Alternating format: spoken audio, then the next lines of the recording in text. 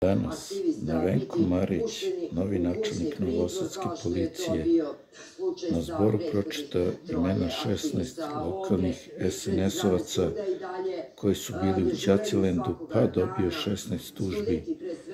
Nadam se da neće biti Ćacite tuži, Ćacite sudi. Profesori predaju peticiju za vanredne izbore, Vučić i Macut pozvani da je lično prime. Studenti protiv online nastave na fizičkoj hemiji. Korona pokazala da tako ne može da se studira. Tela dvojice migranata pronađena u Subotici prošlog vikenda.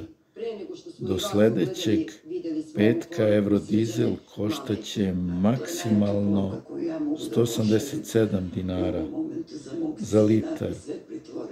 Benzin Euro Premium BMB biće 178 dinara. RHMZ izdao hitno upozorenje. Crveni meteorološki alarm u delovima Srbije. Rizik od nepogoda.